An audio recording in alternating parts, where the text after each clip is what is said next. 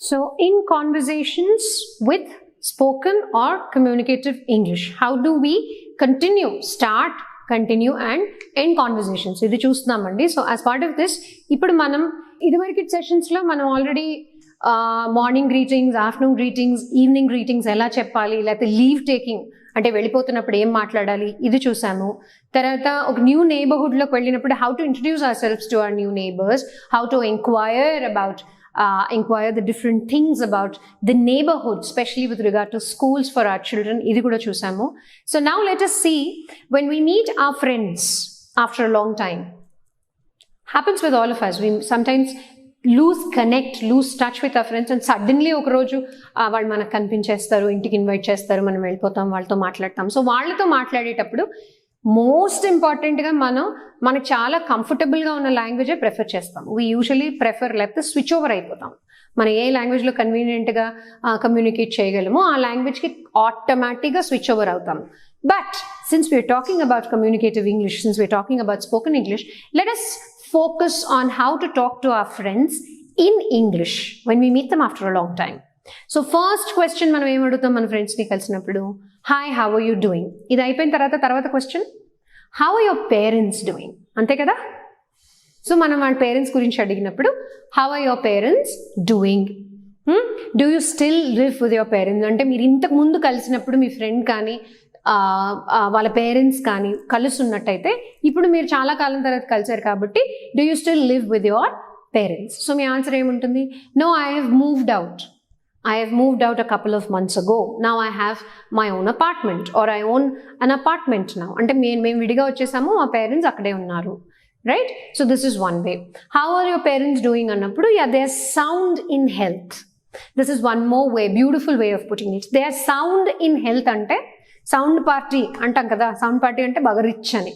So they are sound in health అంటే they are very healthy, health wise బాగున్నారు parents ఇద్దరు. Or you can also say, how are your parents and my friend అడిగినప్పుడు, my father often complains of pains in the knee. Okay, he often complains of headaches. ఒకవేళ మీరు చెప్పాలనుకుంటే, okay, or my mother seems to be growing too old too soon. మా అమ్మగారు పెద్దవారు అయిపోతున్నారు అని చెప్పాలనుకున్నారు అనుకోండి. So my mother seems to be growing older too soon, or too old too soon అంటే చాలా తొందరగా పెద్దవారు అయిపోతున్నారు మా అమ్మగారు అని మీరు చెప్పాలనుకున్నప్పుడు ఇలా చెప్పొచ్చు. ఓకే, తర్వాత ఇంకే మీ ఇన్లాస్ గురించి ఏదైనా అడగాలనుకున్నారు అనుకోండి. So how will you say that? Do you stay with your in-laws? How are your in-laws doing? అని మీ ఫ్రెండ్, మీరు కలిసిన మీ ఫ్రెండ్, చాలా కాలం తర్వాత కలిసిన మీ ఫ్రెండ్ అడిగినప్పుడు ఏం చెప్తారు? Yeah, my in-laws are doing quite good.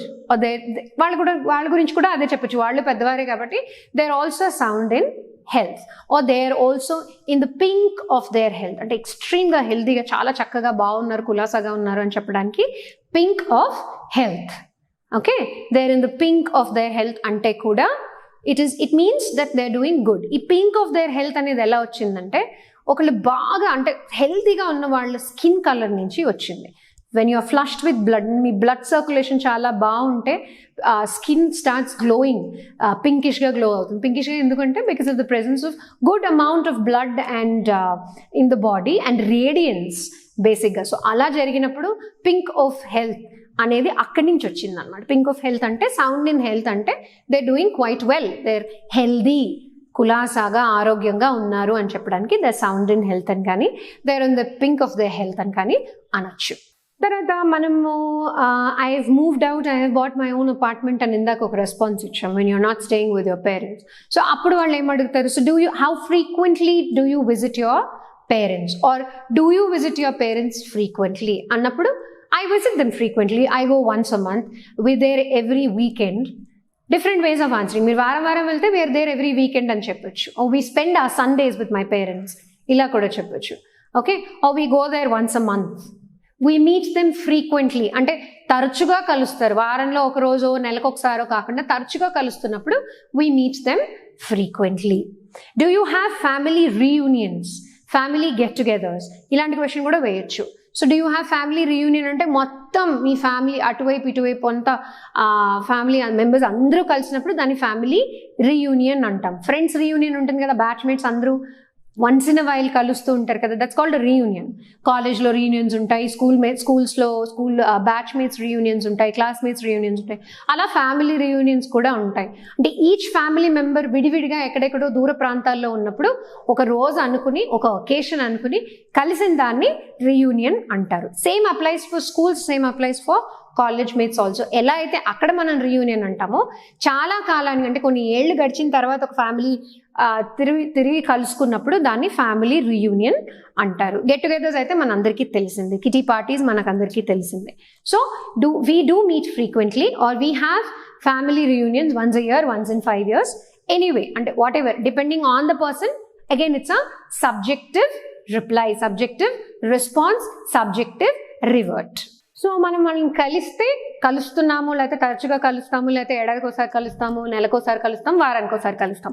ఒకవేళ కలవకపోతే చాలా రోజుల దాకా పేరెంట్స్ని చూడలేకపోతే, ఇప్పుడు కొంతమంది యూఎస్లో ఉంటారు, వాళ్ళు ఏడాదికి ఒకసారే వస్తారు, సమ్టైమ్స్ 2 yearsకి ఒకసారి వస్తారు, పరిస్థితులు బాగాలేకపోతే 5 ఏళ్ళకి ఒకసారి వస్తారేమో. సో అలాంటప్పుడు పేరెంట్స్ని కలవలేకపోవడానికి ఏమంటారు? No, I have been quite busy of late, couldn't make it, or I have been very busy with my work, so couldn't get to meet my parents, couldn't catch up with my parents due to work schedules.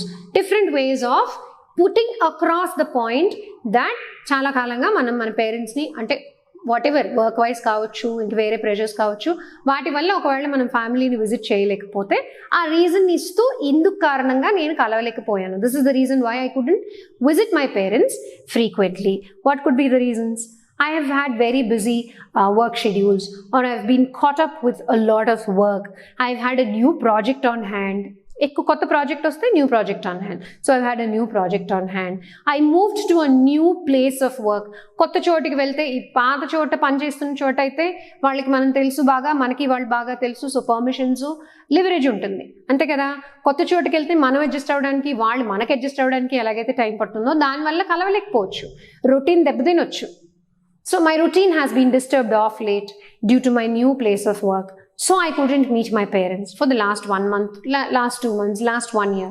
So this is how you can put it across when you meet your friends or you meet your family members after a long time. Inquire చేస్తున్నప్పుడు, when you inquire with each other, inquire about is wrong English. Inquire అంటేనే ఒక దాని గురించి తెలుసుకోవడం, knowing more about something. So knowing more about అని మనం అనలేం కదా, discuss about ఎలా అయితే తప్పో అలాగే inquire about కూడా wrong English. I am inquiring is correct. So you are inquiring your friends parents health, అంటే మీ ఫ్రెండ్స్ పేరెంట్స్ హెల్త్ గురించి మీరు కనుక్కుంటున్నారు అంతే కదా. So I'm enquiring my friends parents health, or he enquired my health, ఇలా చెప్పాలి. So ఇలా మనం conversation అనేది, అంటే ఈ భాషలో మాట్లాడడం అనేది మొదలు పెడితే, when we start conversing in English during our everyday conversations, informal కావచ్చు, ఫార్మల్ కావచ్చు, ఒకసారి స్టార్ట్ చేస్తేనే, once we make a beginning, then we'll start noticing the difference.